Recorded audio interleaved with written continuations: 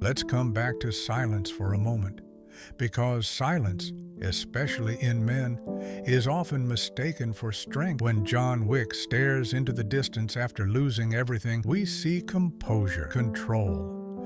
But what if that stillness isn't control at all? What if it's collapse? What if his silence is not power, but pain without language? We'll explore how revenge stories like John Wick hide emotional repression behind stoic masculinity, and how that suppression, left untreated, can turn grief into violence. Psychologists at the American Psychological Association have long warned about the cost of traditional masculine norms. Men are conditioned to repress vulnerability, to treat sadness as weakness, fear as failure, and tears as betrayal of self-control. When that repression becomes habit, the emotion doesn't disappear. It compresses like heat trapped under steel. And when enough pressure builds, the explosion doesn't come as tears, it comes as rage. That's why Wick's vengeance feels inevitable. His story isn't just about revenge, it's about what happens when grief has no voice. There's a neuroscientist named Jaak Panksepp who mapped emotional systems in the mammalian brain: rage, fear, care, play, seeking, grief. Each one serves survival. But when one system, like grief, is suppressed, the others compensate. In men, the rage system often becomes the substitute for emotional release. You can't cry, so you fight. You can't grieve, so you act. You can't speak, so you destroy.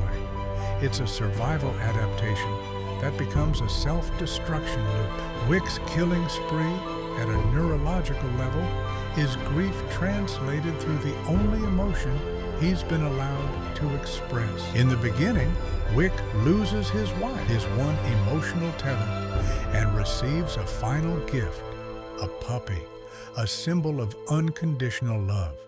When that's taken from him, it isn't just a pet, it's his last chance to feel something. The assault on the dog is the assault on vulnerability itself. And that's what awakens the buried rage. He doesn't kill because of the dog. He kills because the part of him that could love safely has been murdered. His war is against the pain of having to feel again. Modern psychology calls this emotional suppression conditioning.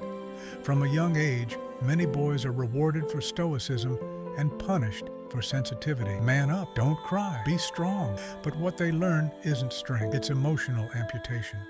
And when you remove the ability to express sadness, the nervous system reroutes that energy. Grief becomes aggression, pain becomes purpose, silence becomes identity. This is the hidden architecture of toxic masculinity, not evil, but inherited blindness to one's own emotions. In Wick, we see the extreme version of this: total emotional isolation.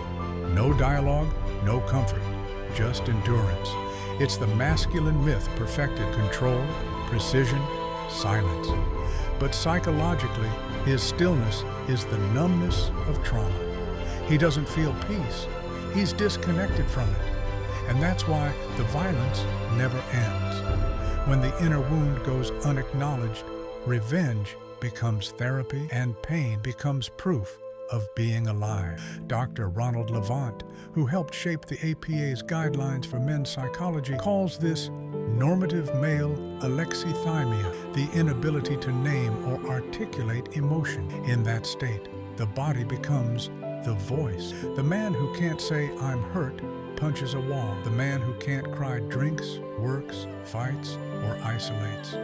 That's why Wick's silence feels powerful to us, because we're watching our cultural fantasy, a man who carries all his pain alone without breaking.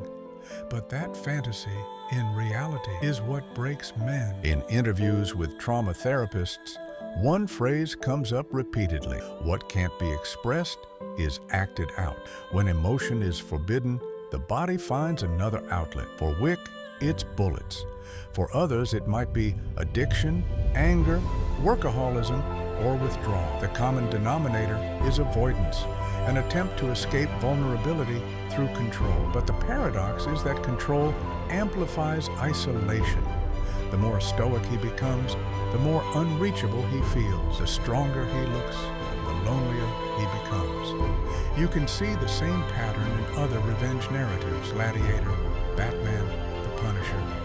All men who turned loss into war because they were never taught another language for grief. Our culture romanticizes their silence, but psychology calls it suppression. And suppression has consequences: depression, hypertension, anxiety, emotional burnout.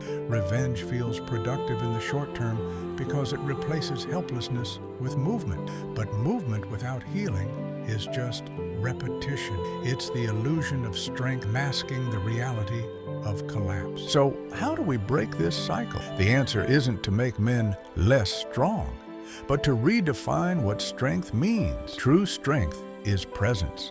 It's allowing pain to exist without turning it into destruction. It's having the courage to feel, to speak the truth of your hurt without shame.